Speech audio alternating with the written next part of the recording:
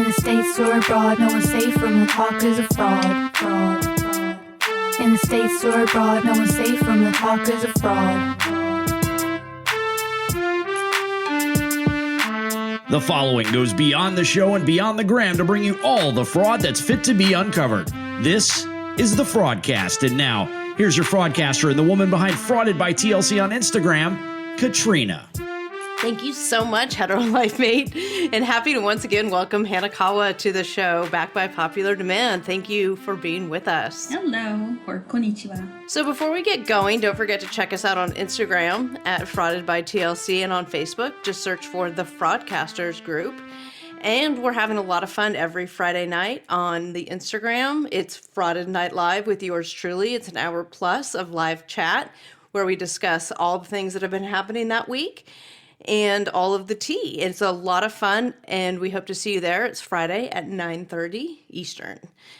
Coming up later on the show, we have an interview with Raven, who's Ben's brother of Ben and Akini, and he's going to be spilling all the tea, so you won't want to miss that. And with all that out of the way, Hanakawa, let's get started. So we are starting a new segment today called Katrina's Court, where I will evaluate the evidence of a particular piece of news or an item, a news item or a gossip item, and evaluate the evidence and make a ruling as to whether it's fraud or not fraud or true or not true. And we don't have any good sound effects for this yet, so bear with us. But we need like the People's Court. Right, we need the music. I forgot what song that was. No, that's like Mission Impossible. I have no idea. Frauded impossible. All right. So on this inaugural edition of Katrina's Court, we bring to you the case of Michael's visa. And we're talking about Michael of Michael and Angela.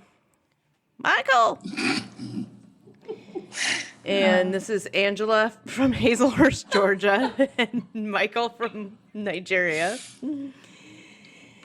And so I had come across some evidence. I had a source give me some information that said that Michael's visa was denied. No. Oh, no. Yeah. So poor Michael. I kind of feel like if everybody on the show, like he's the one that deserves it. Like, dude, he has gone through so much crap with it. You know, I'd be like, can you just give it to him for like all the sadness he's endured? All the cake in his face. All the cake, all the pictures he had to take down off of Facebook. Oh my God, the boats he couldn't ride on. The boats he couldn't ride on.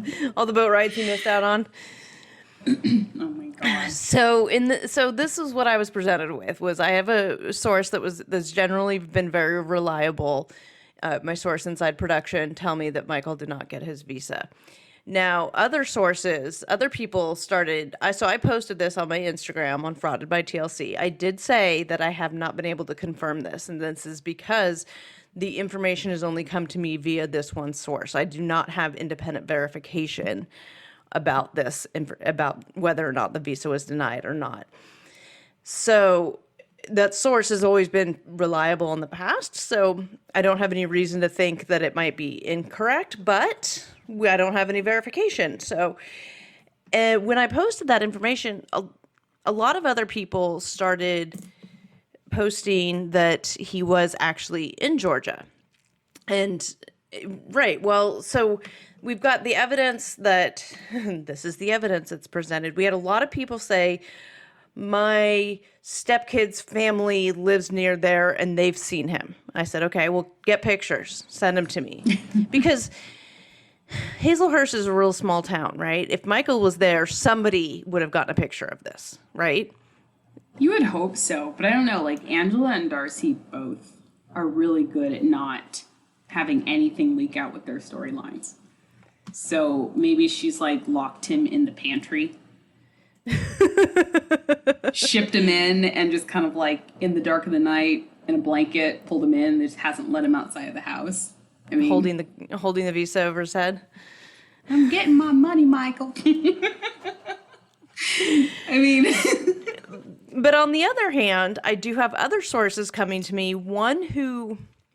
Now, let me see if I can get this relation right. So this person has a nephew that was formerly married to one of Angela's daughters. I don't know which one. I don't know if it's which daughter. I think that's the relation. It's the South. Come on, I don't know these things. And sorry, you guys, don't at me. So I have a lot of people. I have that source as well as additional sources that live in the town that have come to me and say, no, we've never seen him. The one that was formerly related to the family has said Michael is not here. They've said definitively that Michael is not here. So on the one hand, we have my source of information, my production source that has historically been accurate. We have a possible was related person saying definitively that Michael is not here. On the other hand, we have followers and people who listen and watch the show saying somebody told me they saw him. Now, none of that is very accurate. So, I mean, none of it is verified at this point. You have one that's more verifiable than others. I have a trusted source and a person that has a close close relationship with the family that would know more so than, say, a person who lives down the street. But a person who lives down the street may have seen them and told their friend. But it's, again, this is all just people saying this happened. I haven't seen pictures of him to prove that he's here. But of course, we haven't seen any pictures of him, so we don't know, how do you prove that he's not here, right? So at this point, unfortunately, I can't make a ruling. There's insufficient evidence to make a final ruling on this. I can't make a definitive ruling whether or not he got his visa denied or not.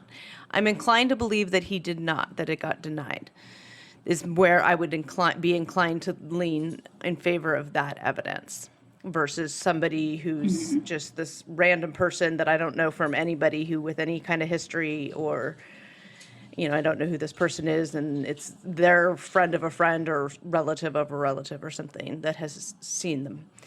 So until I see pictures at this point, I'm going to tend to lean on the side of his visa was denied. That's Katrina's court for you. Gavel down. It's so hard, especially with that, because I'm wondering if it was denied. I'm not going to say why, but it's kind of like I know Nigeria is on a list where it's harder to get visas from. I think they call it one of the high fraud countries.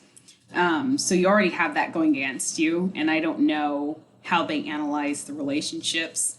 There's a lot of tough stuff to go over, but I think more people would have leaked that he was over here than if he actually was. That's kind of what I'm thinking. I mean, it's a really small town, and Angela and Michael together kind of make a statement when they're out and about together. Especially the wedding that she was planning. With DJ Doug. That would be somewhere. But talk to DJ Doug. DJ Doug has a pilot out there. Can you go find him? Yeah, he's out there. He has a pilot that he did. Have you seen it? No, I have not. It's up there on the social medias. I'm not brave enough. So, I mean, I think that if they were there, somebody would have gotten a picture. Somebody would have seen him rather than this, well, my so-and-so knows somebody who lives near there and said that they've seen him out with kids. But your theory about Angela hiding him in the pantry might, kind of makes sense too. I mean, I'm just saying, I could see both sides. I could see them sneaking him in and just not letting him go out. I don't know. There's something weird about where they placed her within the season anyways. If you look at how they're doing her story, they're cramming a whole bunch into this little tiny, right. Are they just trying to finish up her story? Because I know she's kind of not becoming a fan favorite, so. Yeah, she was a fan favorite up until the tell-all last season where there was the fight, but then the fight got got physical, right? So allegedly, my source says it actually did. I tend to believe that source. Everything else they told me about the tell-all was accurate. So Yeah, so people then started protesting, and there was petitions to keep her off because she's abusive and this and that. I'm not going to make any rulings on that. I mean, the fact of the matter is she is on TV. So she's on the show. We're trying to, figure out what's happening. There was some evidence that, well, not evidence. There was somebody saying that she was brought on the show because this season is boring. But we knew that she was going to come on before the season started. So I don't know. Well, they probably already knew the season was boring. I mean, the producers were probably like really trying to squeeze some kind of blood out of the rock that they recorded, and they're like, we'll just bring Angela back in. Maybe, because, I mean, we knew before the season was announced that she was coming back on. Yeah.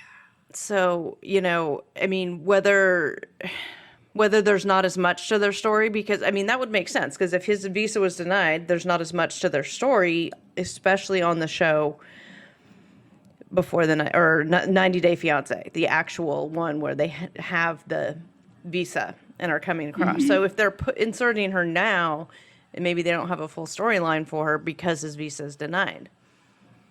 Yeah, I don't know. I would say he's not here. I would agree with that. Okay, so that's our ruling. That's too hard to hide. You got to let him out once in a while, right? Right. So that's our ruling. If you guys have evidence that you want to present on rebuttal, specifically pictures or anything like that, feel free to hit us up. I'm Frauded by TLC on Instagram, or you can hit us up at the dump on talkersoffraud.com. All right. So moving away from that, I actually have an update. We discussed last week Penisgate, right? We hit the history books of Penisgate. And I got a little update on that. Based on that story, somebody decided to give me a story that I hadn't heard yet. And this is about all of that same time. Well, a little bit later. This is about the same time Jonathan and Fernanda were breaking up. And Jonathan was allegedly being kind of a fuckboy and would get drunk and send out his dick pictures to people, to women. What? Yeah. No way. Allegedly. Jonathan? Allegedly. And my same source that told me that, who was the recipient of one of these, she'd been DMing him, she'd been, sliding into his DMs and stuff, saw that he carried Viagra. Oh, gosh.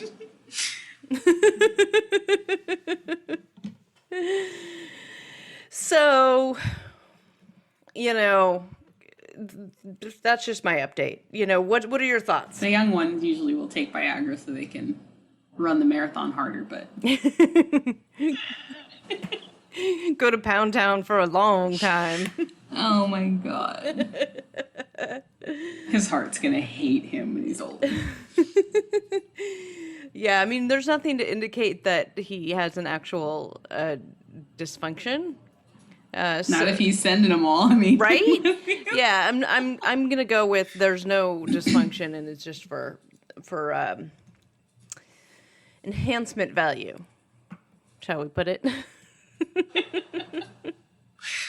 Oh, Lord. Oh, so that's my Penisgate update. Not much to it. Sorry, you guys. I'm going to get into the social media roundup here because there was a lot that happened this week, and then we're going to go into sort of our meat and potatoes of the show. But on our social media roundup, let's see what we have. We have Evelyn, of Corey and Evelyn, scrubbed all traces of Laura from her Instagram page. Lying Laura. We know that Corey is back in Brazil with Evelyn. They're filming again, we think. We're pretty sure. We've discussed that. Okay. Ben of Ben and Akini, you're familiar with these people. I think I know him, yeah. If you're just joining us, Ben is Hanakawa's ex-husband. She is the mother to Grayson. Yep. So she might have some insight on this next social media roundup. So Ben responded to someone in a Q&A in his stories where he said that he couldn't discuss his relationship status with Akini because people were asking him questions on this Q&A, and everyone was asking him about Akini because they really don't care what his favorite toothpaste is or, his favorite color or Of course. Yeah. they only care about what's happening with Akini, and he kept saying he couldn't talk about it. So they are most likely filming or going to be filming or talking about filming. Or hoping they'll be filmed. I don't know if you have any insight on that for us that you can share. I don't actually. Okay. He's tight-lipped, but I go by analyzing how the social media is, their posts are so random. If you ever see how often they post and what they post, it's like nothing for 2 weeks, and then they both happen to like do a QA or some kind of weird thing. That's random. Like TLC is telling him, it's been 25 days. You guys need to at least breathe on social media. Remind people who you are. They're like the most dead couple on Instagram. There's nothing happening. Like there was a whole bunch, and then there was a drop off, and then all of a sudden it's like, I don't know. Yeah. Well, what's that might change again because in this episode we have the interview with Ben's brother Raven coming up, and he spilled all. Yeah, he spilled everything, you guys. It's a really, really, really good interview. He's got all of the juice, and so I'm really excited for you guys to hear that. So. And I guess there's some rumors that Akini is playing into that she may be pregnant, to which I say, how? No, she's not. I actually had to go look at the post because I don't follow either of them on my Instagram. I try to keep some level of sanity. And I went and saw the post that people were really talking about. And I think people forget that her brother just had a baby. Okay. With his wife. Okay. And so the sister is being a great aunt to her nephew, which is their brother's child. Ah. And so, it may have been fun to not clarify, and maybe by contract or something they can't say yes or no when people speculate, but... How could she have been pregnant? And if she's pregnant now, I have to say... It wouldn't be Ben's. By who? Because Benjamin has not been back to Kenya unless he's making some shipments that's not money. Oh, God. Special delivery. Keep it cold. FedEx overnight. Moving on. Oh, well, if Grayson has a little brother or sister, then, we'll say, we'll take this back. But right. I'll wait. We'll give it like, what, 6 more months? And if we don't see a baby crowning, then... Oh, no, I don't want to see that. I'm not going to believe any pregnancy rumor unless I see a baby crowning. Because even a bump is not. Yeah, right? Nowadays, with the stuff that people come up with. Mm-hmm. Does anyone watch Lifetime? Is it that I didn't know I was pregnant? No. No, it's just those, Lifetime always has those, really bad movies of, women who pretend they were pregnant to get, their ex back or something like that. Oh, yeah. Don't talk bad about those movies, man.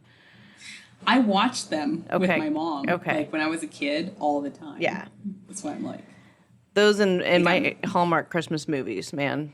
My God. Nobody better talk shit about those. I won't hate on those. I won't hate on them. Thank you. All right, so moving on. Tanya and Sinjin. Oh, we're going to come back to them, so I'm going to skip them for now. Paul and Karini are back in Kentucky. Paul posted to his stories that thank God we came to a peaceful agreement and have returned home safe. So they came back together. They're not getting a divorce anymore. There's some speculation, myself included, that this was just a publicity stunt. Yeah. I've seen evidence that it tells me it might have actually been serious on her part. Mm-hmm. So, yeah, it might have actually been legit on her part. But let's wish them well. They're back in Kentucky, and let's hope that things can settle for them a little bit more, especially since in Brazil, they allegedly had their place broken into. And the It's robber. not funny that they got robbed. This is not funny, but it's just the details that he shared about the robbery. Why don't you share those with us? Just kind of like they dumped everything on the floor, including taking a dump on the floor. They took his little penis protectant. Penis sheath. His little penis sheath. What they want with that, or if they know what it is, they probably think it's some kind of like banana holder. Oh my god. And then and then after all this, they get back and he posts another story about how she wants a divorce again. So I just can't with them. Oh, It's I just, know. It's that I can see why TLC's done paying them. Well, yeah, so that's Allegedly. So yeah, allegedly they're in a beef with TLC and Sharp about not getting paid for all of this footage that they've already shot, I believe. That they already did this work, like they already did the filming and they're not going to get paid for it. There's some Well, they probably ruined it with their like divorce and then we're back together thing. I mean, allegedly if they were filming, yeah. you know, they're filming about their life, so. Right. Well, allegedly it's a violation. They violated their contract by some social media posts, which, you know, you can say the same for a lot of cast members, especially like, I don't know, Ashley, Jay, Larissa. Like there's a lot of cast members who do this. I'm surprised any of them are getting paid. Right. And we don't know. Maybe they are, maybe they aren't. But I've said this before that I think TLC picks and chooses who they go after. As far as what's worth it for them to fight, you know, is Paul and Karini. They don't have anything, right? You can't squeeze blood from a turnip. They know they're not going to come after them legally. They're not going to hire a lawyer or come after them and say, no, we didn't breach our contract in a defense of a breach of contract suit, which is what they would have to do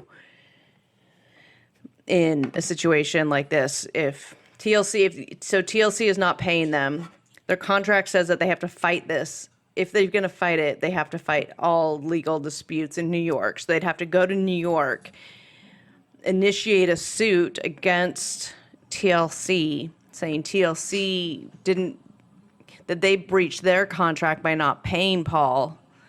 And then TLC would say, well, we didn't have to because you breached this clause of the contract that says you won't post the XYZ, and here's the evidence that we have that you did.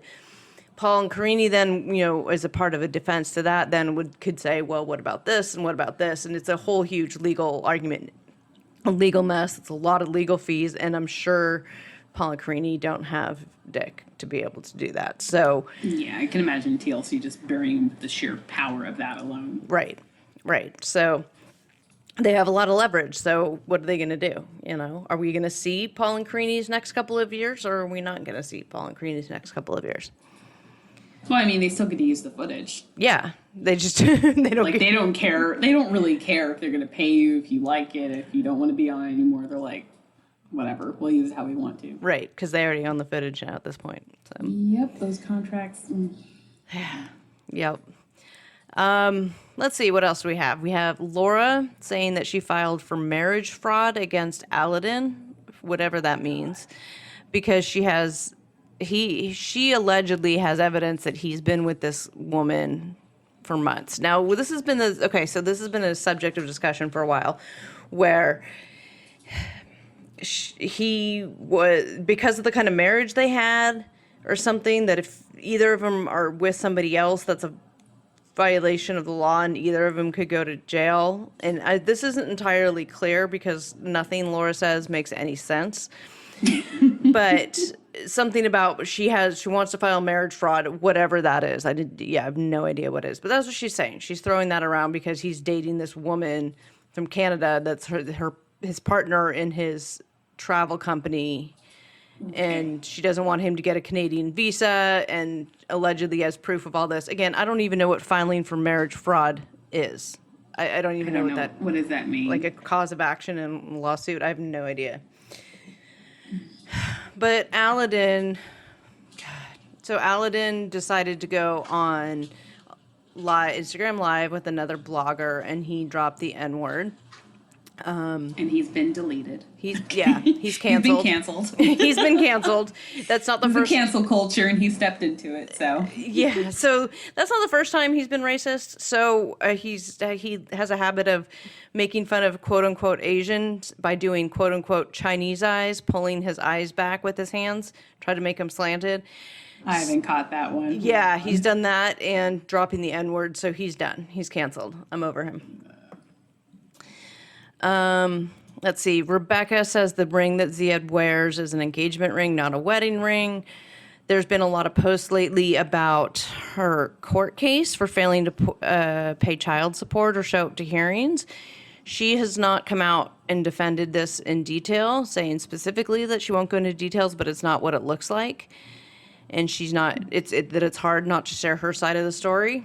And more information has been coming forward. Crazy Eyes KM2 Instagram handle has been posting a lot of past court documents, stuff that has to do with like a mediation that they entered into where she agreed to pay him and child support and custody. But I know that there was also something where he lost custody of the kids because of abuse and was ordered to go to anger management. So she had the kids, and then they went back to him, and then she got money from the divorce that he's suing her for, and that's what the child support is for or something.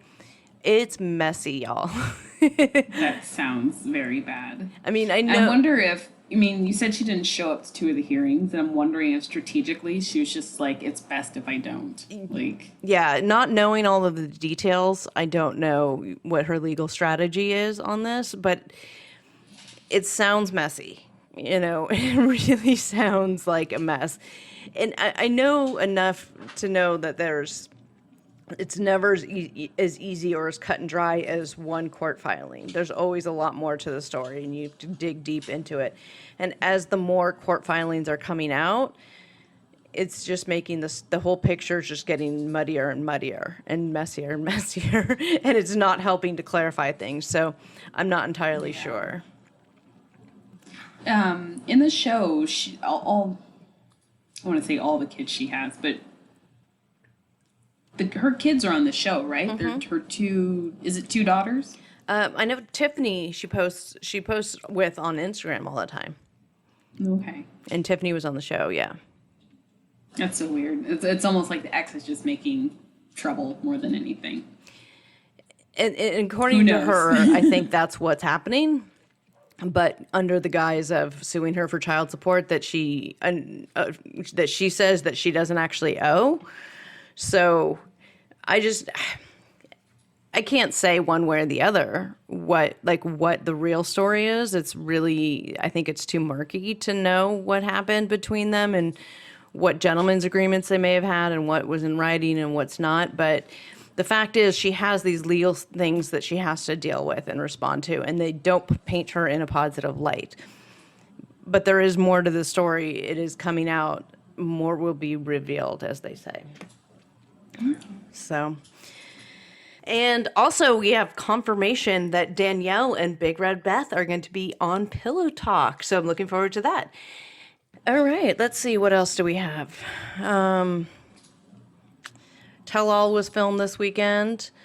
I got a message from somebody saying that in Chicago, saying that we have an upcoming permit for 90 Day Fiancé The Other Way at Daly Plaza in Chicago. So something's going to be filming there for The Other Way. We don't know what. We don't know who. Like I said, the Tell All was filmed this weekend. There were some pictures of the cast hanging out together. We didn't see any pictures of Annie and Robert. No word on where they were and why they weren't in the pictures. Well, Robert, I know. I think Robert posted on his Instagram and his story a picture of himself, and it had like New York in the background. Well, he's from Brooklyn, right? So maybe he was spending time there. Maybe blast from the past, or he just went home for the holidays. Who knows? But yeah, and I think the cast tends to split off in sort of like cliques, groups of who they get along with better than others, so that Annie and Robert may just not have gotten along with the other ones as well. Right. You know, there's not True. there's not any pictures of Blake with them. There are some with Jasmine, but not a ton of them all together. Yeah, and they might have been doing their own thing. What we also saw too, though, in those pictures was that Tom crashed one of those after parties, Damn it, Tom.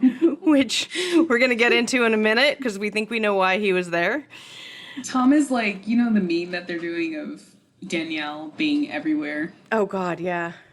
Tom is actually doing it in real life. He's just appearing places. So he was that was Friday night. He was hanging out with the cast at whatever after party they were doing or whatever.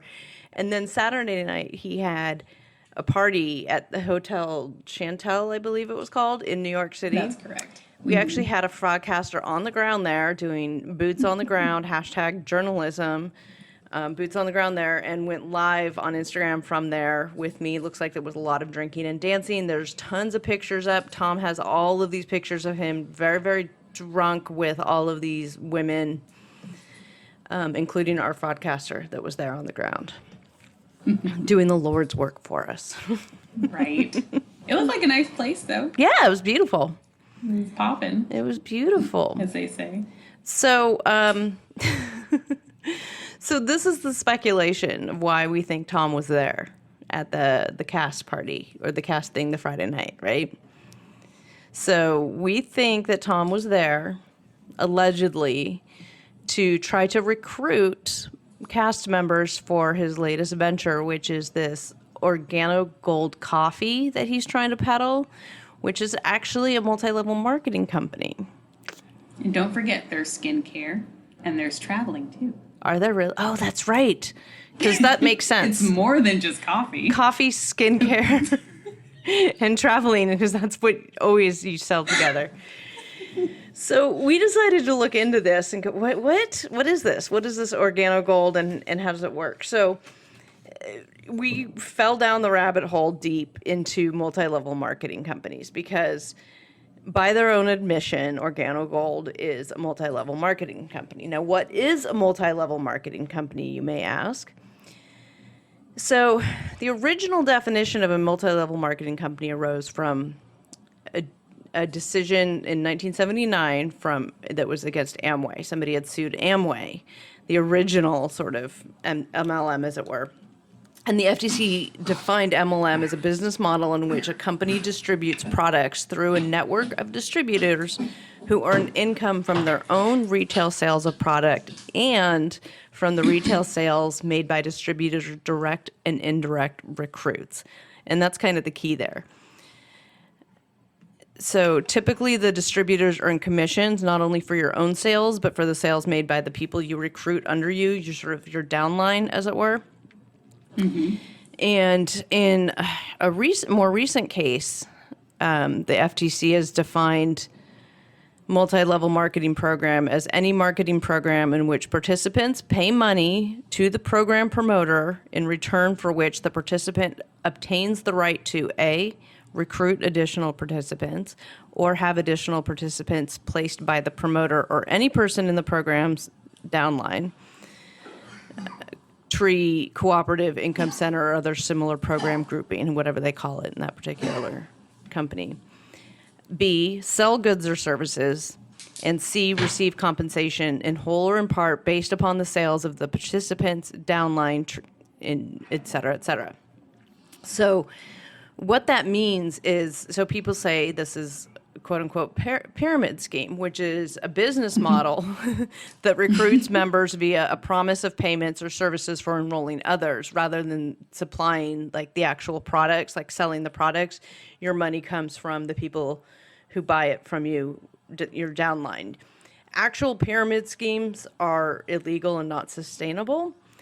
And so these multi-level marketing companies, based on this Amway decision that found Amway technically not to be a pyramid scheme, based on these very technical definitions, they do certain things that allow them to call themselves not a pyramid scheme. But they are multi-level marketing schemes. And what that means is that your primary source of income is going to be from the people who you recruit underneath you and the product that they buy. and the product that the people under them buy. So it's kind of a closed system. Normally, if you sell a product to the public, that's where you make your money, right? Like to the end user. The end user pays for it, and that's where your profit comes in. Sales complete, yeah. Right. In a multi-level marketing situation, your sales the primary source of your income doesn't come from selling the product to the end user. It comes from what your downline buys or sells.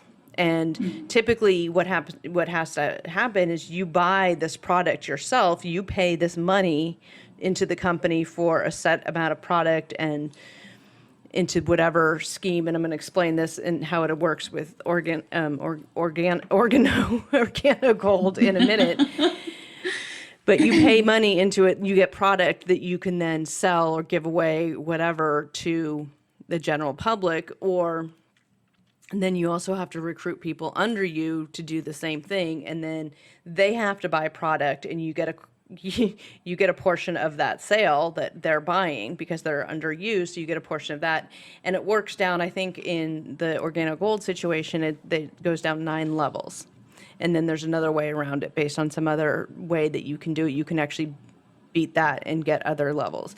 So the way that the compensation works in Organogold is that first, to get started, there's the bronze level, the silver level, and the gold level. For the bronze level, it's $199. Silver is $499, and the gold level is $1,295 to get started on a company. And you get a certain amount of product at each of those levels, and then there's also the different levels have matching programs in certain amounts of compensation. It's very complicated the way that they explain it. So the way that you get compensated, they talk about 7 different ways that you get compensated. The first one is by selling the product to the end user. 2 through 7 are all about how you make money through the people who work under you in these varying levels. There's unilevel, there's dual level, there's pay leg, there's not pay leg. They're all based on commissions from your downline. So 6 of the 7 ways you earn money is through the people below you. So you're incentivized to get people below you versus actually selling the product. Mm-hmm. So that's sort of a primer on what a multi-level marketing company is. And you did some digging. Why don't you tell us about what you did? I did do some digging. So, curious me, because I used to be a stay-at-home mom, and this type of gig was very popular. So there was Scentsy, there was, what are those darn leggings called? LuLaRoe, and all those things you'd get flooded with from being in the stay-at-home mom community. Everyone was selling something, right? Photography, leggings, or wax warmers. I was a military wife, so it was very popular amongst that crowd as well. You know very well. Yes. And we all had parents that probably went to a Tupperware party, or what was it, Pampered Chef? Mary Kay, yeah. Yeah, so you saw the ones in like the, fancy cars because they were like diamond level Mary Kay. And the pink cars, pink Cadillacs. Oh yeah, the pink cars. I used to be envious because I really wanted one. So my curiosity came into figuring out, okay, well, what does it take to get into this, biz? Because there's always some kind of like, see this person, they'll add you to their team, whatever.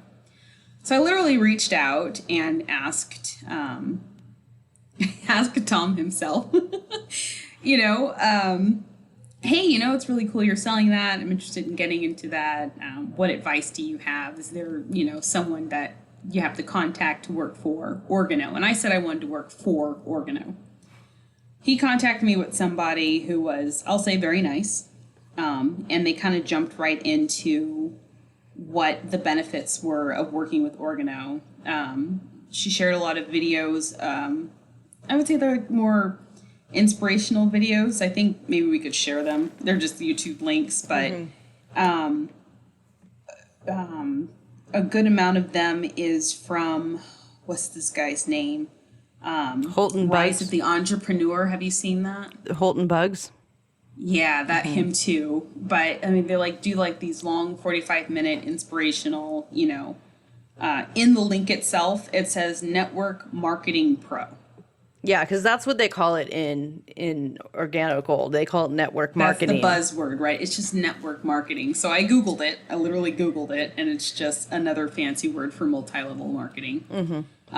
They also try to use the word uni-level marketing, which is just another version of multi-level marketing. Well, these are all the ways that they get around being an unlawful pyramid scheme, is these various compensation issues, is how, there's very technical issues with and legalistic terms about what makes it something a pyramid scheme. And if you can phrase your word, your literature in such a way that it gets you right outside of that, you're skirting that line, you're technically, that's how Amway won. Right. And, I tried to get it out of him. Like, so what kind of selling is this? Do I get to keep 100% of my profit? And I was told that the way it works is that anyone they put under you, you'll get a benefit on a unilevel payout. So wait, first, the first thing they tell her is that she makes profit from the people under her, not from selling the product to the end user. It's the first way they tell her is the person under you. Okay, continue. Yep. And so she said, what you sell is yours. Being on Tom's team gets you exposure. So that's where it kind of like irked me, because Tom has his platform for being on TV. And now it's like, if you work with him, then you get the same exposure that he has, because he's going to be sharing your Instagram page or social media page. But they don't include that some of your business is going to be, because you're literally his downline. So that means that you're paying a percentage of your sales to him. That's what's assumed, because if anyone under me is going to be benefiting me, I'm assuming that whoever I'm under is going to benefit from whatever I'm doing. Right. And then it's the whole catchphrase, it's your own business, it's your own team, you do this, you do that. Okay. And then the last part of the bait was that someone else who's on the 90 Day Fiancé cast is joining Tom's team. Ding, ding, ding, ding, ding. Ding, and ding, here ding, we ding. have the connection about Tom being at the Friday night get-together. Yes, aka recruitment. And he was so successful. He was successful. The new teammate, I always like being funny. So the new team member that he has named rhymes with engine. Can you guess? Can you guess? So, and his quote-unquote wife. Yes. So they're still together. There you go. Spoilers. And married. Married. And, thinking about it, the kind of couple they are, she went to learn herbal Witch doctor. So the product that they're selling. Yeah, let's talk about the product. If we're going by just the coffee and everything, and I kept trying to look into the magic mushroom blend that they're saying this is. You probably have notes better than I do on it, but I can see it more aligning with their beliefs, the herbal. So yeah, what this is there's this magic ingredient. This coffee has this quote unquote magic ingredient of this mushroom, and I don't even have the name of the mushroom in front of me right now. It's supposed to be this super secret, like heals everything in your body, type of thing that you just have put it in your coffee because that's what people drink every day, and you're drinking in health every day with this mushroom extract, which is a whole, as they call it, nutraceuticals, right? So the name of it is Ganoderma lucidum. Yeah, which is like the Ganoderma mushroom, which is from China or something. Now, not saying that there's anything wrong with certain mushroom extract. There is a lot of research on some of these out there. The research on this particular mushroom is questionable, It's not FDA approved. The use in this coffee and the claims that they make with this coffee are not FDA approved. And the claims that they make with it are not verifiable. So there's health risks involved with this as well. So, yeah, so that is, so it's this magic mushroom coffee, which actually is the subject of one of the many lawsuits against them. But before I get to that, do you have other fun stuff that you learned from your dive? That was pretty much where I left that conversation. I tried to clarify, is this network marketing? Yes, it's network marketing. Is that something you'd like to do? I just had to get it for myself. Like, is this actually what it is? And so because I didn't want to take the bait also, just assuming, because that's what they'll say is you assumed it was this, but we meant this. I'm like, no. Well, they sent you a link that you shared with me that the very first thing they say is it's multi-level marketing. Yes, I have so many links here. It's ridiculous. Yeah. There's so much inspiration in this chat. I can't. The Facebook chat, the inspirational Facebook chat. No, there's literally, this is multi-level marketing in this particular company in general. This is just such a small capsule of what is out there. The information is out there. And we tried to condense it for you for just like a bite-sized piece. I mean, we could do episodes upon episodes on this. And in fact, there's a podcast called The Dream. Season 2, I think it should be coming out soon, but there's season 1 is out there called The Dream that goes into multi-level marketing at a really great level. And so each episode is about different aspects of it that go over the history, how they came to be, some of the modern stuff. One girl goes into one, she buys into it and talks about it. Because the thing about these multi-level marketing companies is how they sell themselves to stay-at-home moms, and you can be your own boss and you can make your own hours, and they're sort of preying on the vulnerability of these people who, with this promise of this dream that you're going to be rich and successful with your own time, on your own time, and you don't have to work for the man anymore and all of these things. But the reality is over 90% of people actually lose money on these things that go into them. So and did you see the small print that they put on the website? I think they said 90% of the people who sell make, I think it said up to $500 a year. I forgot what the actual number was, but it was such a small amount. When you have to pay a minimum of $200, it looks like, to it was like, what was your actual take home, and it was very small. It was nothing you could live on. Like, if you were going to do all this work because you just wanted something on the side to do for fun, sure. But you have to outlay a lot of money because you have to stock the product so that you can buy into it. You have to so you can share it and give samples and. Exactly. And what I learned also just from sneaking around the website, I think that their model is that you don't have to have the physical product on you. Oh, yeah. So everyone gets their own affiliate link, and then by purchasing from that person's link, they get that profit. So it's not like you're carrying around suitcases of packets of, coffee. Right. So it's drop shipped, but they do encourage you to give out samples and to have these parties where you're showing the product and stuff. So you need to have that at least amount of product in order to market yourself effectively.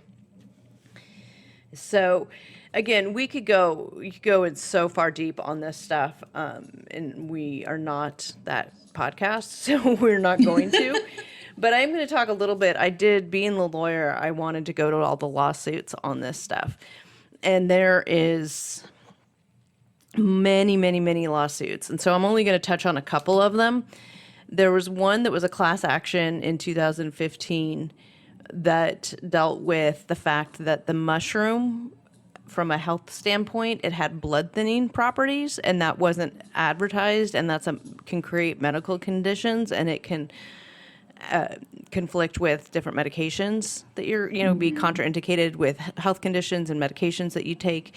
And So there was this class action lawsuit that was going on that they were able to actually get dismissed in 2016 because they couldn't certify the class of people, apparently, which is sort of a legal technicality. It doesn't mean that the merits of the case weren't there. It was they weren't able to certify the class. Gotcha. There was another lawsuit. So one of the guys that sort of started this company is a guy named Holton Buggs.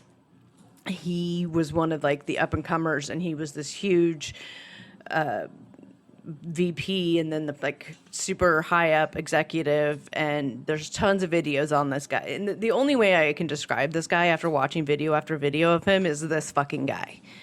He's that fucking guy. All right. So he goes on and on and on about this. And he was big in this company. And then they had a falling out that had to do with there was this lawsuit by it's called the Ameriscience lawsuit, and there was a jury award of over $3.4 million against OrganoGold and a couple other companies, and it had to do with unlawful transfer of a distributor list and breach of fiduciary duties, fraudulent transfer of the distribution list, things like that. When the companies merged and took over each other, there was a whole thing because these were all companies that they also were selling the same kind of thing, and then they tried to merge, and then there was a lot of shady stuff going on with how they transferred this information. And so there was this jury award, and right after that, this Holton Buggs guy, he bugged out and he left the company. The OrganoGold has like scrubbed everything, every instance of him on their website, any reference to him. And he has now moved on into cryptocurrency. Oh my God. In Thailand, I think. So there's some Ponzi scheme cryptocurrency thing happening with him on that, and which is what this guy's history is. Before he came to OrganoGold, this is what he does. So, and then there's some other lawsuit that has to do with fraud regarding ownership interest in some shares of the company with this former consultant that was owed money. And there's RICO violations alleged, and that's all ongoing currently. So, I mean, that's just a snapshot of what's happening. I mean, so fun. Yeah. So, yeah. Yeah. So, that is the OrganoGold. That's what Tom's coffee beauty travel company thing is that he's doing. Now, at this party that he had this past weekend, there was no evidence of any of that there. It looked to be like it was just a party. So that was good. I mean, it wasn't like a recruiting event or like, hey, try all this coffee. I think he was too busy dancing to try and to recruit. Yeah. So they had to show him having fun and living his best life so that you would want to live that OrganoGold dream too, right? Oh God. Oh Lord. Okay. So anyway, so that's that. Let's move on to the other exciting part of this show today that I'm very excited about, which is the interview with somebody you know. Now, you know Raven personally. I do. And this is Ben of Benedictini. This is his brother and Grayson's uncle. And he sat down with me and had a lot of things to say. And I hope you enjoy that. Yes, I'm shocked you got to sit down with him. Well, and I asked him why. I asked him why he was going to sit down with me. And he answers that and more coming up. So here you go. Are you a younger brother or older brother? I am younger. I'm the baby of the family. Okay. So how many siblings are there? There's me, my sister, my brother, and then we have a sister that's from another mother that's over on the East Coast. Okay. So you watched the show. I did, yes. So before we get into the details about what the show showed versus what is actual reality, tell me about how before the show started, tell me about your relationship with Ben and tell me how you came to find out about Akini and the show. So, I mean, our relationship, honestly, it was never really 100%. A lot of things changed, I'd say, like probably back around 2010 when my mom passed away. A lot of things changed between the dynamic of our family and everything. I don't know if it was caused by that because we really didn't talk that much before that either. But ever since then, especially, it's just been very torn, kind of. Wouldn't really talk unless he needed something or wanted something, or if he saw that we were stressed on Facebook or something. Those are the kind of things he'd reach out for. But more recently, about a year ago now, he had come up on one of his evictions and was one of his evictions. One of his evictions. Because he had two, yes. One of them, and he was in fact living out of his van and called my aunt. Was he in a van down by the river? Probably down by the canal. I mean, this is Arizona after all. Exactly. Okay, so he's living in his van. And so my aunt was like freaking out about it of, oh my God, he's living in a van. He has nowhere to go. So being the nice brother, I was like, you know what, come stay with me for, a couple weeks or whatever, so you could get your stuff together and be able to move somewhere or whatever, figure things out. Aw. Well, a couple weeks turned into 3 months. The only reason he actually moved out was because I was moving into a 1-bedroom apartment at the time for me and my roommate to save up to move back east, which sadly hasn't happened yet. But that's a whole different thing. So otherwise, it probably would have went on a lot longer than just 3 months. Okay. And during that 3 months is when the van got repoed, and that was gone from my parking lot. Oh. And that's when the ferrying started. It's so sad. He was living in a van down by the river, and then his van gets repossessed. Like, if that's not the start of a country music song, I don't know what is. Hey, maybe it'd be a good song, though. Hey, anybody out there want to write a song about Ben's, river van getting repoed? I lost my van. I lost my dog. I lost, I don't know. Okay, so he gets his van repossessed. Then what happens? Correct. While he was living with me is when I first found out about Akini and the whole 90-Day Fiance thing. And, we're going to try to go on this TV show. And did you know about Akini before, or did he tell you about the show and Akini at the same time? It was pretty much the same time from what I can recall. He was like, oh, hey, there's been this girl that I've talked to. She's over in Africa, and, we're going to go on this TV show and da-da-da. I was like, wait, what? Okay. I was like, there's a lot to process. Okay. Okay. We'll learn to go with this. Okay. All right. But from there, it just went on to, that was when he moved out into the pastor's house and everything, that whole debacle. Which I think the listeners are going to want to hear about. So I don't know what you can tell us about the circumstances surrounding that. I thought he was going to rent a room somewhere, like in someone's house. I had no idea it was the pastor's house until we actually went to move him. And he was like, oh yeah, this is the pastor's house. And it was a different house than when he's in now because they moved to a larger house. Because I don't even know how many people they have in that dang house. This is the pastor so he's renting rooms to lots of people, it looks like. I think the others are just family, so they're not even renting rooms for them. They just have them shacked up. Okay. All right. Okay. I think his was more a situation of, I need somewhere to go. Do you guys know anybody? And they were like, well, come stay with us. Interesting. I was going to say, couldn't he just go on Craigslist and find a room to rent? But we know he has a history with Craigslist, so I don't know, maybe it's not such a good idea. For those of listeners just joining us, there's some speculation, not confirmed, from a couple of different sources that Ben has spent some time on Craigslist in the personal ad section that is no longer up. So we don't have those anymore. Unfortunately, we don't have screenshots of this. So I can't give you the absolute verification on those. Anyway, so you move Ben into his pastor's house, and then you took all his booze. I did. Well, my sister took some too. Well, you share the wealth. We split it up. But that's because Ben didn't want to move it in with himself, into the pastor's Correct, house. because he felt that it was a respect issue. He, didn't want to bring it in the home if it's not wanted in there, and yada yada yada. So.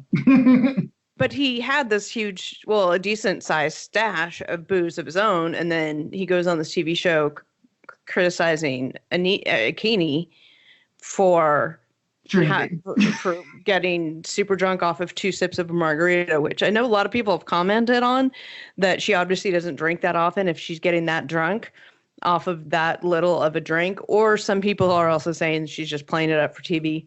Either way, like, if I could get that drunk off of 2 sips of a margarita, like, maybe I wouldn't have been the alcoholic that I am, because it took a lot more than 2 sips of a margarita. It took a lot more than a margarita or 5 to get me where I needed to be. So, but it's all good now. So in any case, so you move him into his pastor's house. And at this point, he's also telling you about the TV show and stuff. Is he telling you that he's going to bring Akini back to the U.S.? Is any of that planned at this point that you're aware of? Not that I was aware of. I mean, I knew they were going on the 90 Day Fiancé show to try to get engaged. And then obviously after that, she would come over. At least that would be the normal deduction that any person would make if you're going to get engaged to somebody. Right. So when he told you about this, what was your impression of what their relationship was like? Was it just like, let's go see if it works out, or are we engaged, or the show is just a formality, or? From what I knew at the time, they were just dating. They had been dating for like 6 months or so at that point.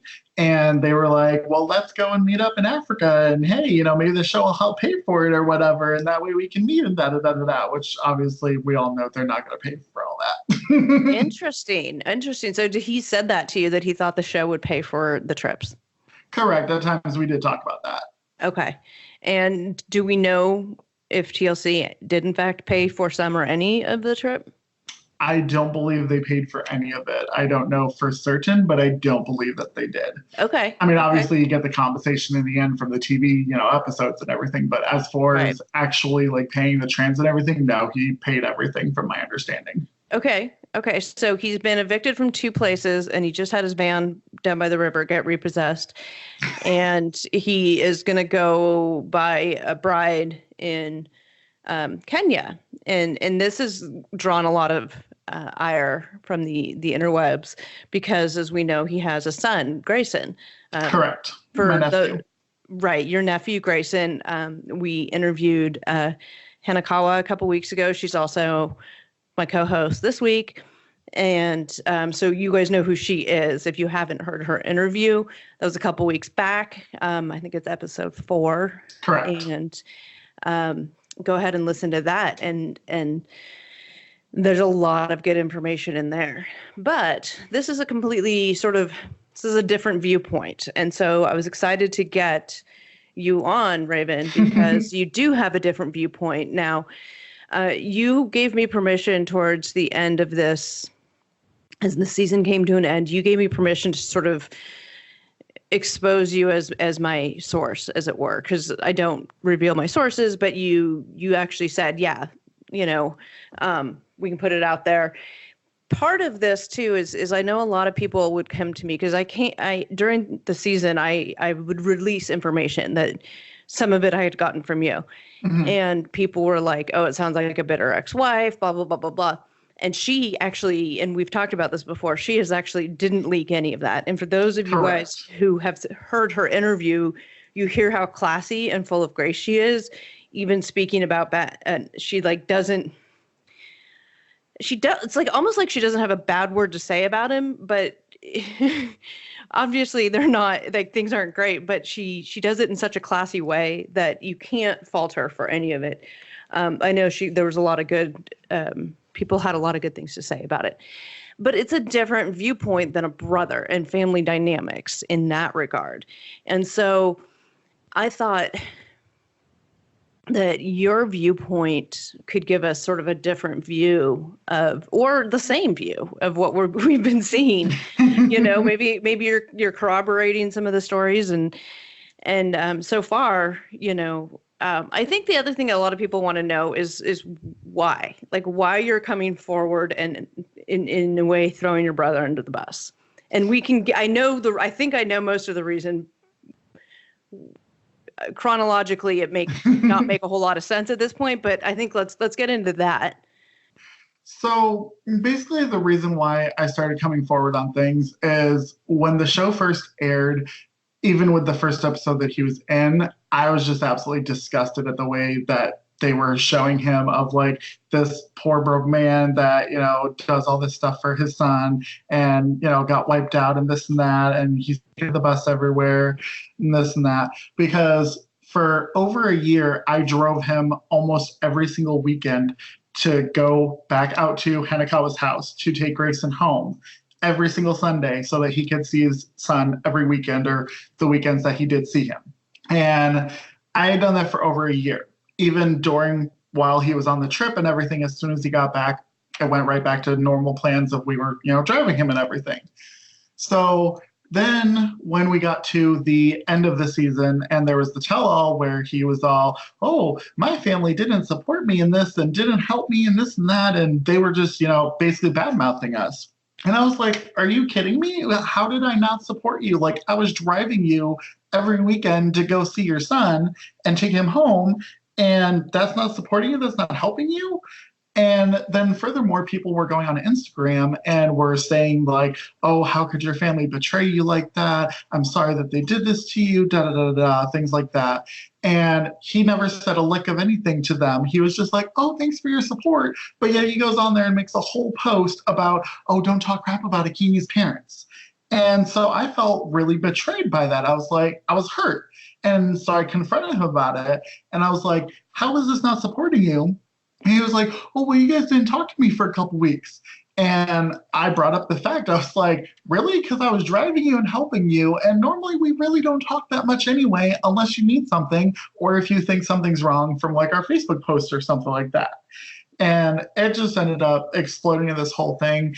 And I just told him, I'm like, look, I can't do this anymore. I've reached my end, I'm going to settle things with you because I had owed him some money at that point. And so I settled things with him and I was like, I'm done. I can't do this anymore. And his response was, okay, best wishes. Have a great life. So he didn't give a shit that you were cutting him off. And he didn't give a shit that he had, in your view, betrayed the family. Absolutely did not care. Okay. So for those, I'm just going to explain a little bit of this. On the tell-all, and I think the episode before the tell-all, Ben had talked about how his family didn't support him. He had not told his family this, that, and the other thing. They when he called or texted to say he'd gotten married according to their custom or whatever, the family basically cut him off and wasn't supporting him and didn't respond to text messages and sort of just cut him off. Now, what you're saying, Raven, is that that's absolutely not true and that you continue to drive him every weekend. And I believe I've seen some text chains where he's the one that wasn't responding to you guys. It's like all of you guys as a family reaching out to him and him not responding to you. Correct. There was probably about a good 9 days that we had no idea what was going on while he was in Kenya. We didn't know if he was dead in a ditch somewhere. We didn't know if he was having a great time living his life, whatever. Because we would ask questions and be like, hey, how's things going? What's going on? When are you coming back? Things like that. And we would get no response. And then 9 days later, we get a third person message saying, Ben is now married. And it's like, wait, what? A third person message? Like that, what do you mean? Well, yeah, because it was written in the third person. It just said Ben is married now. Or like Benjamin is now married. And so it wasn't even sounding like he wrote it, but it came from his account. And then came a big, long explanation of, oh, this was a cultural customs thing. I wanted to respect their ways. And this is why I did it. And I hope you can understand. Well, it wasn't that we didn't understand. It was just we didn't talk to you for 9 days. And then we get this third-party message saying you're now married. Of course, we're going to be confused. It sounds very confusing. And I understand, too, from when Hanakawa and I talked was you guys reached out to her too to see if she had heard anything, being the mother of his son. Mm-hmm. And she didn't know either. And, she was not privy to any of the text conversations or anything like that. So she didn't know what you guys were talking about. But which is why I think your viewpoint is very, very interesting and provides this bigger picture to what's going on. Because as classy and full of grace as Hanakawa is about when she talks about him, it's still an ex-wife, right? So people are always going to attach a certain amount of bias to it. And, they may do the same with you. People have their biases, whatever. But giving this more complete picture of who Ben actually is and what was said on the show shows the sort of how big the fraud was, whether it was him pushing it or whether it was TLC pushing that narrative. Either way, he was complicit in it and putting this narrative out there that he's this poor single dad, was wiped out in the divorce, whose family abandoned him because he married this girl. And none of that is true. None of it. So in addition to the, fun, salacious past stuff like, he was evicted twice, got his van down by the river repossessed, lives at his pastor's house. He actually does, drink a lot of alcohol himself. Not a lot, like in the sense that me as an alcoholic drink, but as just, a normal amount. Exactly. Anything more than Akini's 2 sips. And so what we're seeing then is that's not true. None of it is true.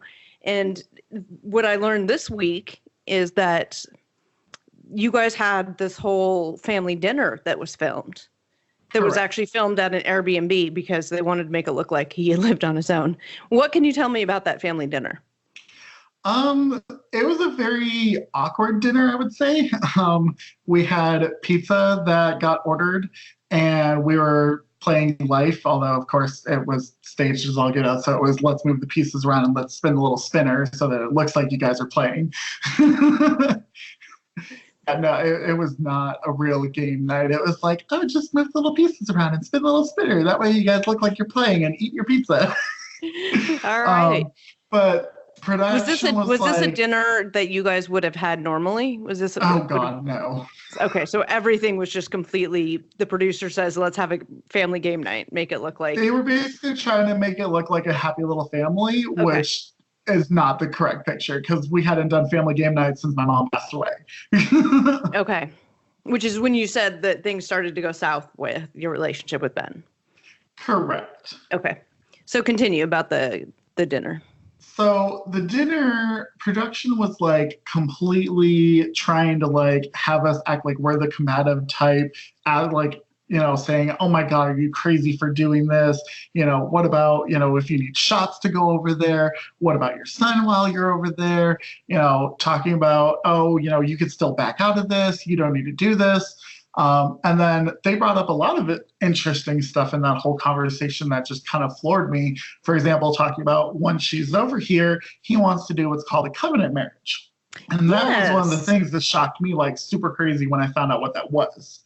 Can you explain to the listeners what that is? Because I had to look it up. So a covenant marriage, from what I've seen online and from what I've been told by himself as well, from Benjamin, is that essentially you have to go to counseling before you can get married. And then once you are married, there's basically no way to get out of it unless there's domestic violence, sex abuse, or, similar types of things going on in the home. And even then you still have to go to counseling to get the divorce before you can get divorced.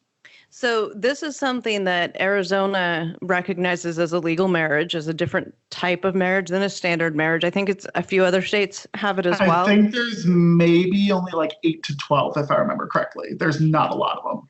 Okay, so this is a legally recognized kind of marriage. It's like a church, very specific, the church covenants on a marriage. Sometimes, Catholics, they require counseling and stuff before you get married. There's certain requirements before you get married and after you, if you're going to get divorced and stuff, that church tradition and church covenant and doctrine says. So this is basically state sanctioning that type of thing. Correct. Right? Okay. So Ben wanted to do this wants to do this still, as far as we know, wants to do this with Akini, which means that the normal Arizona state laws regarding marriage aren't applicable. There's a whole sort of separate section of law. Now, I don't practice family law, so I don't know a whole lot about how the mechanics of this work, but from what I've read, it's pretty binding. Like it's very binding. That's why I was like, wait, what?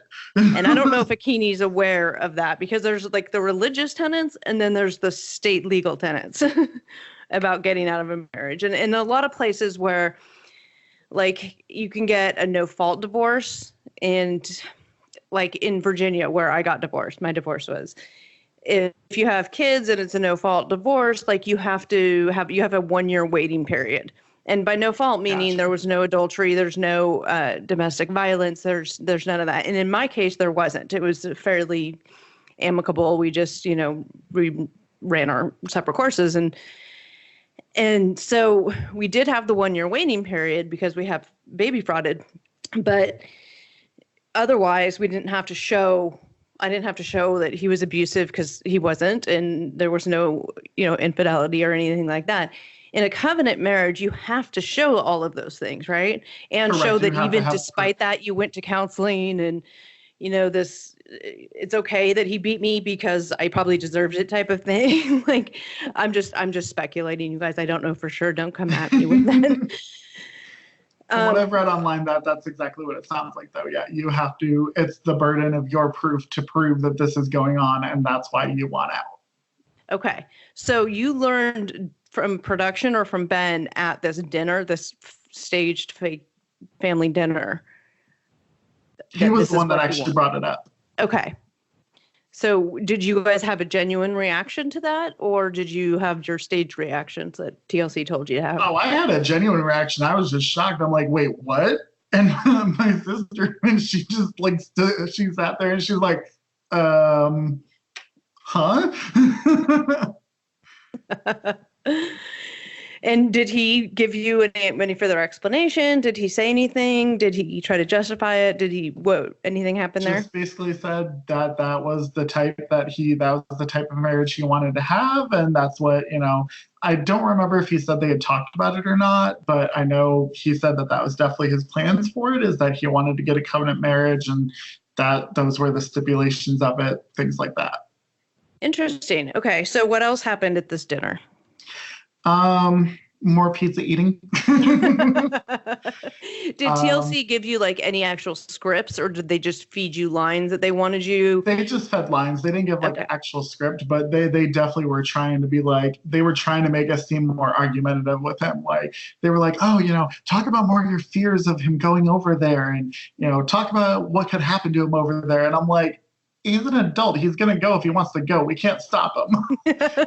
Which is probably one of the most logical things people have said. You don't see that on TV because obviously, that's not TLC this is not, this is what TLC does, is they force these dinners or these conversations, and they push this narrative of this argumentative family when really your reaction is, well, he's a grown-ass man. Let him do what he wants, right? So after the fake dinner, then at what point, then he goes to Kenya. Mm-hmm. Okay. Did you talk to him? You did talk to him, or you didn't talk to him much while he was in Kenya? Did he keep you updated? We barely talked to him. I mean, like he'd send some pictures in the Facebook group chat and be like, oh, here, we're having a great time. And then, like I said, there was that 9-day period where we just heard nothing. And we were like, hello? How long was he in Kenya? I believe it was just about 2 weeks that he was there. Okay. And half of that he wasn't talking to you guys. Correct. Okay. And then he comes back married. Yep. Well, married according to her, country custom or whatever, which I understand isn't even a thing anymore, but whatever. So it makes for good. It's illegal according to Kenyan law, but it makes for good TV. So he comes back engaged, married, whatever. Did he tell you anything about his time in Kenya? Did you talk about it? Did you talk about Akini, his reaction, the fact that he banged her before he was technically married, like any Definitely didn't talk about any of that. of that? Okay. 'Cause at this point, he was already moved into the pastor's house. So, I mean, I wasn't really seeing him that much besides when I would drive him on the weekends with Grayson. Okay. And so, like, we'd have, like, little conversations here and there, like, as I'm driving. But for the most part, I mean, it wasn't like, oh, this is what we did every day. You know, this is, you know, we did it and everything because we were buried in the church's eyes, or none of that. Okay. Good. So you didn't have to discuss Akini's cookie jar with him. We did not have to discuss the cookie jar, thank goodness. Because when I saw that on the show, I was just like, are you kidding me? We're how old? And ew, number 2. Interesting. Okay. So this has all been very, very fascinating. And so then, okay. So just chronologically, just to sort of finish out this storyline here. How long after he returned from Kenya did you cut ties with him? I actually just recently cut ties with him. I'd say it's probably been maybe about 3 weeks now, maybe a month. How long was it from when he got back from Kenya to? Oh God, he got back from Kenya like a year ago now. Okay, so there's a really long time post Kenya.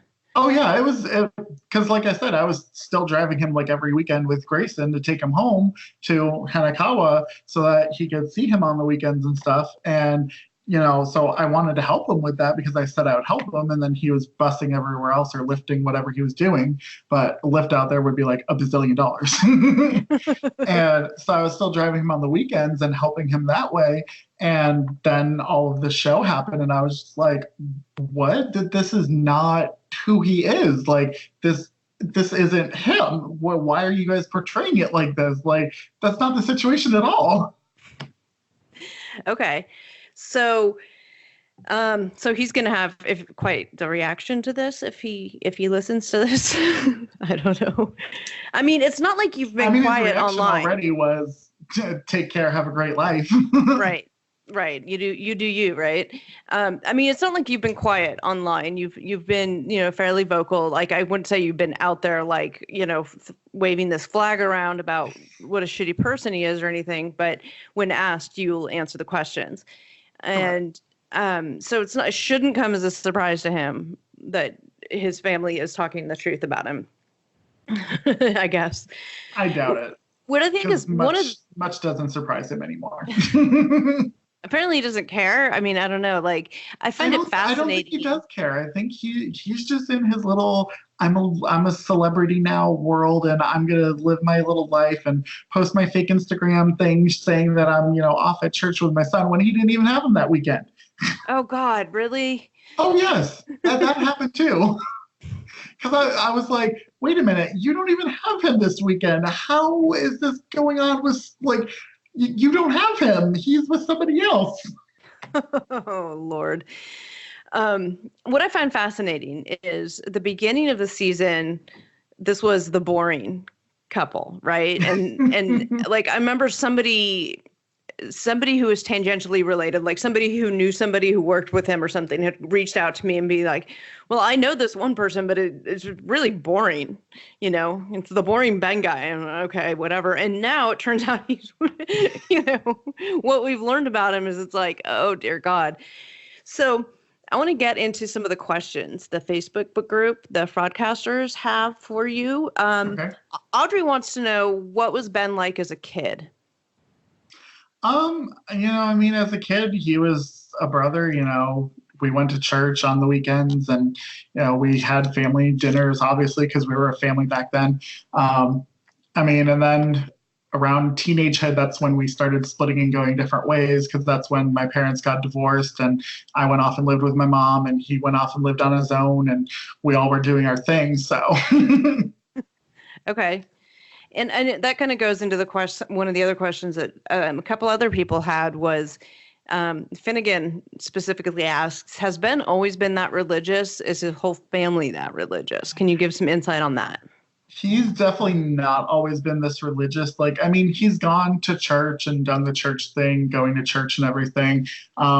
our immediate family, like me and my sister, my dad, my mom, when she was still living, we were definitely not all that religious, especially not Christian. As you even stated the other day, I'm Wiccan myself, so I'm definitely not in the whole Jesus category and all that. You're not singing hymns, rocking in a corner.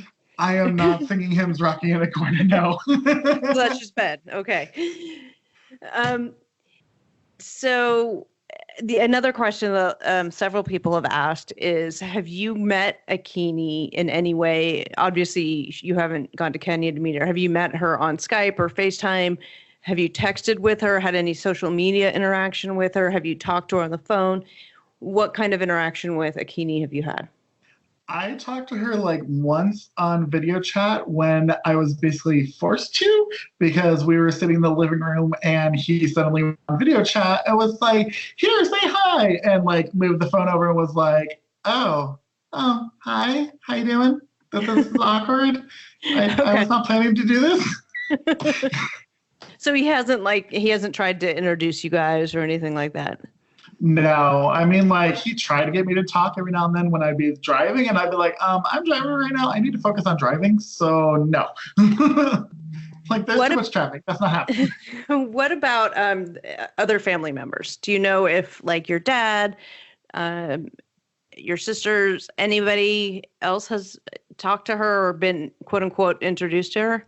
No, I mean, my sister was there when we got the forced video chat. So, I mean, that was her only real interaction with her as well. I think she follows her on Instagram. I'm not totally sure, but she doesn't like talk to her or comment and all that. So, okay. So Ben hasn't tried to introduce his quote unquote wife / fiance to anybody in his family. No, because I'm pretty sure that he's spun some sort of story that we're horrible people. So. Yeah, well, we know what he's done online, and on the show. Yes, we know what story he's told there. Somebody asked, Roberta asks, is he meaning you, Raven, lending or giving money to Ben for the K-1 visa to get Akini to the States? I would think he needs a co-sponsor.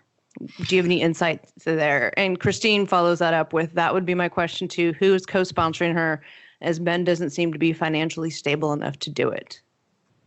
As far as I know, from what we've seen online, he is the only one that's sponsoring it. There is no co-sponsor listed on the application thing unless that just doesn't show up online. But I definitely have not been giving him any money for that. I would not give him money for that because I'm like, really, dude, you got to go over there and buy a wife and not find someone here, or like support your kid or buy a car. And then, just... I'm like, priorities, folks, priorities. Speaking of that, do you know, somebody asks, Bree asks, do you know if he will ever have the bride price paid off? And does anyone in the family really know what the bride price is? Or do you think it's all a scam for money? I could have sworn I remembered sometime that we were talking about it, that he said it was like $2,000, but I don't 100% remember, but I thought we had spoken about it and he said $2,000, but then other people have said that they've heard it's higher than that. So honestly, none of us really know what the bride price is or if he's ever going to be done paying it off, especially since he now just went off and bought a used 2013 vehicle. Pretty sure he's not going to have a lot of money for everything else now that he's making those payments as well. Okay. Interesting. Okay. And another question Maria has is, what do you think about Akini being a stepmom to Grayson? Do you think that she will be a good stepmom? Or what do you think is going to happen if she's not a good stepmom or doesn't care to be? Do you have any thoughts on that? I mean, I literally haven't had that much interaction with her to know how she would be with Grayson. But at least from what I've seen portrayed on the show, she doesn't want to be a stepmom. She doesn't even want kids right now. So I'm just like, why are you forcing her into this situation if you know that it's going to be friction? And why would you do that to your kid as well if you know that the person doesn't want to be around kids, basically? Right. Force them into a covenant marriage. Kelly asks, do you know if Ben has told Grayson about Akini? From what I understand, he has talked to him about it. He talked to him about the trip and everything. He hasn't like introduced her, I don't believe, but they've talked about Akini, and he somehow wants to eventually take him there to meet, her family and everything. But we'll see if that ever actually happens. Okay, another question somebody has, and before I come back to your thoughts is what is wrong with him? Why is he so effing controlling? Asks Elizabeth. Honestly, I'm not sure where it came from. I think he just liked to try to be in control of situations. And I think that's now stemmed into the rest of his life. And when he's not in control of something, he doesn't feel very good. He feels very anxious and awkward. And, I'm sure we've seen that on the show when he's been in some of these situations where he wasn't in control of things and he was sitting there sweating bullets. And I'm sure it wasn't just because of the temperature. Well, that's what Hanakawa said, that was kind of his MO in awkward situations, that was him. So that at least was accurate. So coming back to you and your sort of individual thoughts, I mean, we've covered a lot of topic and a lot of time chronologically. What is there stuff in there that I didn't touch on that you want to touch on? Is there anything else that's out there that you want to address that are holes that need to be filled in? Things like that. Just basically I'm not doing this to be vicious or anything. I don't want people being fooled by everything that's been put out there. And because I also know that he's one to spin things if it's not going the way that he wants. And obviously me cutting him off is not what he wants. So he'll probably spin that however he wants. But, in all actuality, basically when I told him I'm done helping, it was sayonara, get out of my life. He had no use for you once I was of no use. Provide for him. Exactly. So you don't have any contact with him at this point, like even through the family or anything? At this point, I've got no contact with him. I blocked him on Facebook, Instagram, everything, because he had deleted one of my profiles and severely restricted the other one where it wasn't even showing that we were friends on everybody else's side anymore. And so I was like, why didn't you just block me, dude? Like, if you're going to go through all that, just block me. Does he have the same what kind of relationship does he have with your other siblings? Him and my sister barely ever speak. Okay. I mean, what about your father? She's basically just only come around like for Grayson's birthday party that he was having. She came around for that, but otherwise they don't really talk. They haven't talked in ages. Okay. What about your father? With my dad, he doesn't speak to him at all. I mean, they haven't spoken in years and years and years, which I think is what he was going to end up saying in the episode before they cut it off and she started speaking about other stuff. But, they had their own problems. He blames things that did not happen, but that's not my story to give away because that's, him and my dad. Right. But yeah, they've definitely had strenuous times in life and they are not talking. But thankfully, me and my dad have a great relationship. Me and my sister have a great relationship. So. Okay, so the relationship that you have with Ben is specific to it's Ben specific. It's not Raven specific. It's not like you cut yourself off from the rest of your family and oh goodness, no. Yeah, and he was the collateral damage. He's this relationship has been damaged by, I guess, depending on whose viewpoint, his own actions. And you don't have that same kind of issue with your sister or your father. Like, you guys are all still really close. But exactly, Ben has elected to live this other way and not have his family. What and about? I'm thankful to have Hanakawa in my life because we've reconnected and been able to form a relationship, and I'm able to see my nephew through her. So. Well, that's what I was going to ask. Is I understand that Grayson actually gets along and has a great relationship with his aunts and uncles, you and your sister, and then his grandfather, your dad. Can you elaborate on that at all? I would say me and my sister have a wonderful relationship with him. We get him gifts and stuff been getting him little puzzles from the dollar store, and he's just absolutely in love with them. We go to family dinners at Olive Garden, and we have an amazing time. We sit down, we eat, and we play with him, and he's just such a little goober. I love him to death. So you do get to see him a lot. Oh yeah, we definitely make our times to see him. Even if we have to go all the way out there, we make it happen because it's worth it. He lives a distance away from you? It's about 45 minutes. It's about like 45, 50 miles from us because we're on the west side of the valley and they're on the far east side of the valley. Got it. Okay, I have no idea of Arizona geography. I've driven through it. When I lived in San Diego, I drove through it to go to Texas, which I don't recommend. Driving through it or going to Texas, but don't at me, y'all. All my exes live in Texas. I swear I'm that country music song. Not all anymore. Anyway. And then as far as between Grayson and his grandfather, my dad, I know he hasn't seen him like in person since he was a little baby, but we did recently have a video chat with Hanakawa and Grayson when we were on vacation in Pennsylvania together. He was able to video chat with him and talk with him a little bit, and he does want to come out here and see him again sometime. So working on making that happen.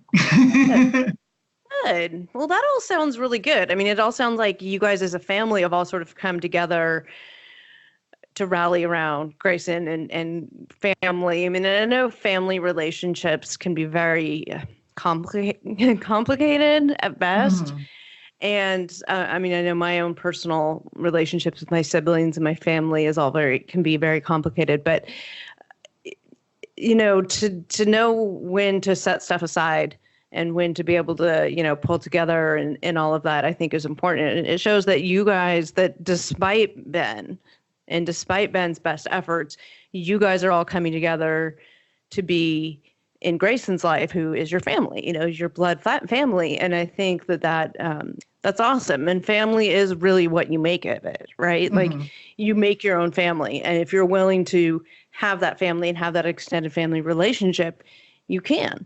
And exactly. you guys are a great example of that, of showing how, you and Hanakawa, Ben's ex-wife, are, reconnected as, on a friendly level so that you have access to Grayson, and she's helping to facilitate that, and you're helping to facilitate that. And I think that that's all really, really nice to see. And it's kind of a shame that Ben is missing out on that by his own actions. It is. It's definitely hurtful. I won't lie. When I first got that message, that was basically saying goodbye, have a nice life. I cried a lot. I won't lie. It hurt because it did cut me deep. But, I just realized I have family that loves me and that cares about me. And I still have access to my nephew through Hanakawa. So I'm okay. That's the biggest thing. I want to be able to be in my nephew's life. So.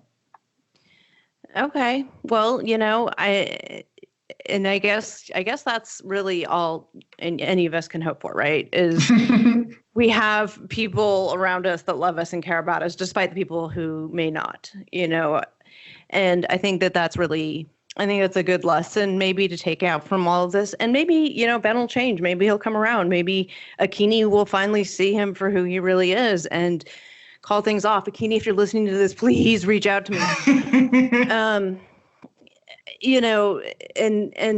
But if he does bring Akini over here, maybe there'll be a change. Maybe who knows what'll happen. I'm not just going to say, oh yeah, rah, rah, like everybody needs to be, this big, tight, happy family just because you're family. I definitely don't believe that, because your family can be toxic and you don't need that in your life. If somebody's toxic just because they're family, boundaries. But, maybe that's a whole other subject. But maybe when she comes out here and, if she comes out here, then, maybe things will shift. You never know,